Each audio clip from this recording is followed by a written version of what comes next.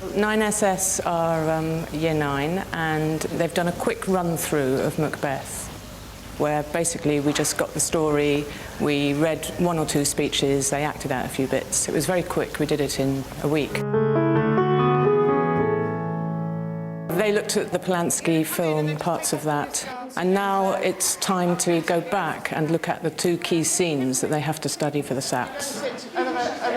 Yeah, you need your pencil case. Put your gloves and bags and everything else off. Can you take your coat off to me now?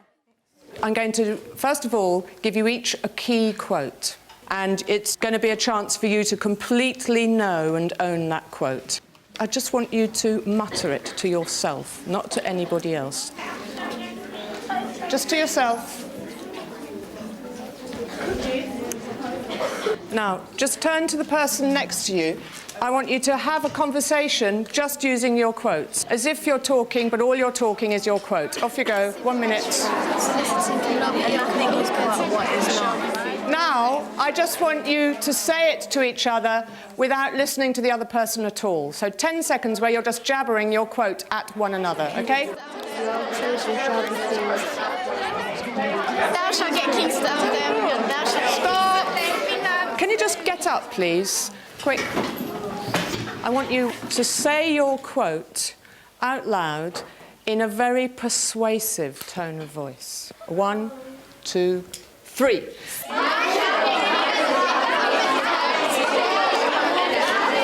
Stop! This time, I want you to whisper your quote as if it is a terrible secret.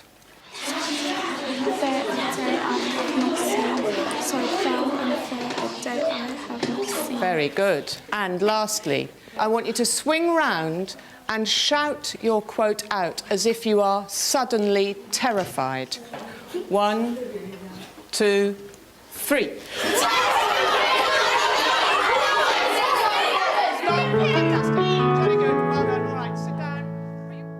Have a little look. Just have a little look at your quote. And because you've read through the play once, I wonder if you can work out who spoke this quote. If you're not sure, you could check with your partner. If you think your quote was spoken by one of the witches, I would like you to go into the back of the room over there by the door. A witch, Macbeth, or Banquo. So was it Banquo or was it Macbeth? Yes, I think it's Banquo, because do you remember, is it the kind of thing that the witches would have said? You think it might be? Okay. When you hear the word murder, who do you think of? So, witches, could you say your 3 quotes? Not so happy yet much happier. Now, Macbeth. Your children shall be kings. So foul and fair a day I have. Can we turn to Banquo's? What are these so withered and so wild in their attire? This group in the middle. Shall we help you sort out your quotes? Come what come may. Ooh, that's a tricky one. It kind of means whatever. Do you think it could be Macbeth? I think Macbeth's a very whatever kind of a bloke. OK, Parvinder, I think you're Macbeth. Thank you. This supernatural soliciting cannot be ill, cannot be good. I think it might be Banquo's, because Banquo was like the most shocked of when the witches say the prophecy. My thought, his murder, yet is but fantastical. I think it's Macbeth. Yeah, I think it's Macbeth as well. Which is the key word in this? My thought, whose murder yet is but fantastical. Murder? Yeah, but he's Murder. I know Banquo gets murdered, but he doesn't do murder. He says it. Oftentimes, to win us to our harm, the instrument of darkness tells us truth. Try and work out what it means. I think it's saying that sometimes the truth can hurt you, and right, it's better to tell a lie. I think that's absolutely right. I think it would be Macbeth. You think it's Macbeth? It's Macbeth, because there's well done. Over you go. What's really good about this is that our confusion is part of the play.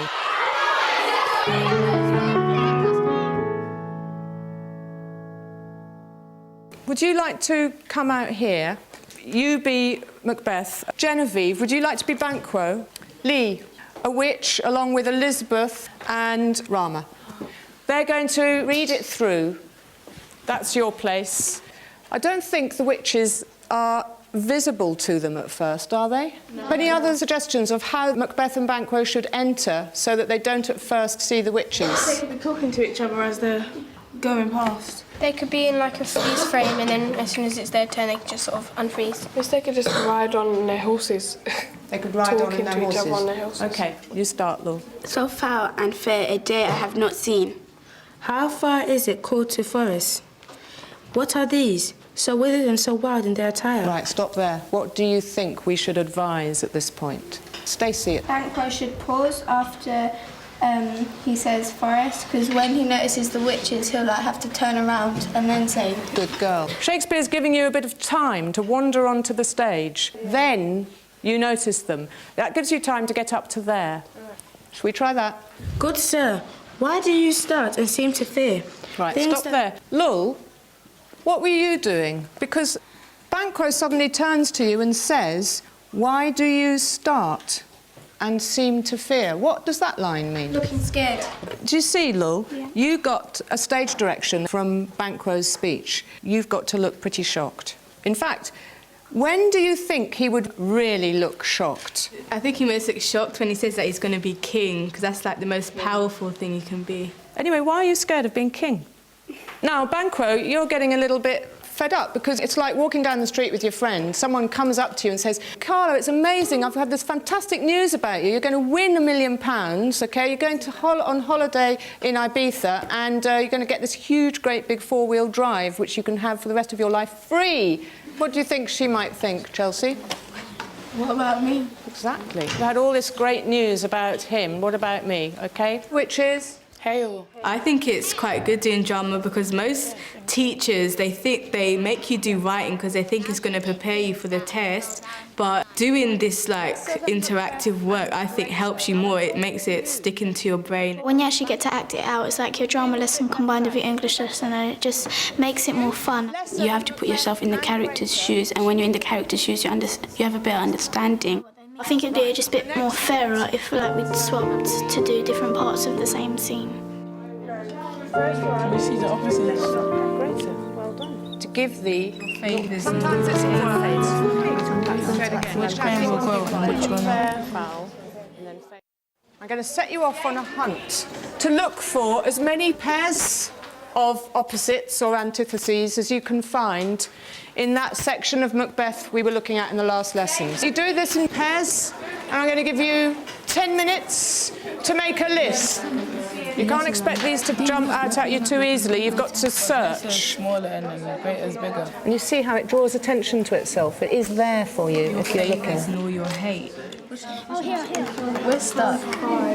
You guys have been found any? Yeah. Should I have one? Yeah. Not so happy being foul and yet much happier being fair. You see, with the lesser and greater, it shows that Lesser and greater than Macbeth. Where are you finding these? in the book. It says which grain will grow and which will not. Lesser greater, yet much happier and not so happy, wild and withered. They liked the pair work. Every time I set them off on pair work, I wonder why on earth I don't do it much more. It allows me to go around and to talk to individuals, which is very, very useful. I prefer when you work in a group because you get much more opinions rather than just two people, because if you agree, it's not going to be that interesting. When you work in a pair, there's only two people, and that means you have a chance to listen to just both of you. But in a group, you don't always have your chance to be heard. Chadney and Lee, do you want to start us off? Lesser and greater. Women and babes. Lost and won. Rama? Which grain will grow and which will not? What about you, Gemma? To give thee, not pay thee. Stacey? Not so happy and yet much happier. Good. Have a look at that list on the board.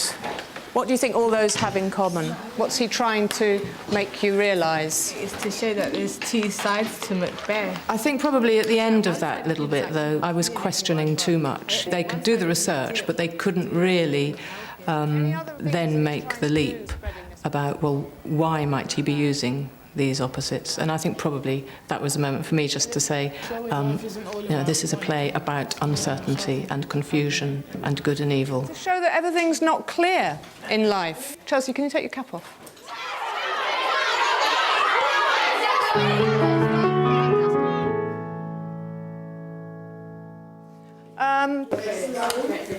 What we've been trying to dig for is meaning, but there is another place that the meaning sits in, and that, strangely enough, is the punctuation.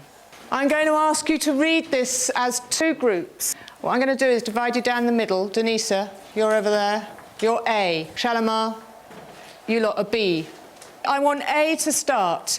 When you get to a punctuation mark, group B takes over. OK? Two truths are told as a happy prologue. Choral reading, I like it. It makes the point about punctuation better than any other way I can think of. Smothered in sunrise, and nothing is but what is not. Very good. Now, you just showed me that the meaning lies in the punctuation. Here's the argument. He says, if ill, why hath it given me earnest of success? Elizabeth. Saying, if this news that he's been told is so bad, then how come he has a good outcome? Already. Good. OK. Why do I yield to that suggestion? Whose horrid image doth unfix my hair and make my heart knock at my ribs against the use of nature. A huge, great, big, long sentence again. If people speak in great, big, long sentences, what sometimes might it mean? Yeah, would you just panicking? And if you're panicking, I just sort of went out and there was and it goes on and on and on until you can gather your senses. Has Macbeth ever, before this play began, thought about murdering the king? Yeah, Jade. If someone tells you that you're going to be Queen Miss, you wouldn't suddenly think of murdering someone. I think that's the idea's always been in his mind. Because he thought of it so quickly. Yeah. Yeah, that is a very good point. Let's just read this speech, and you tell me if there's any more evidence. My dull brain was wrought with things forgotten. Elizabeth. He's been thinking about being king. You're definitely on the right track, Genevieve. Now, because of the witches told him about this, it's all come back. Yeah, it's all come back. Macbeth has got inside his head. One of the things I'm trying to do the whole time with Macbeth is to arouse their curiosity. I showed them the speech where he says, my dull brain was wrought with things forgot. And I just wanted them to think, well, what might those things have been?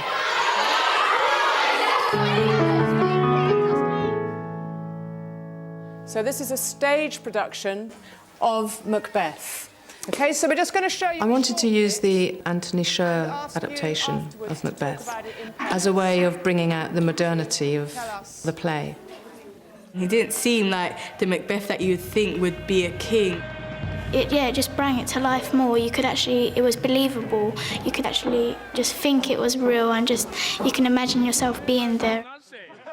It completely lost the person watching it, the army, and it was just too different from how I know the Shakespearean story.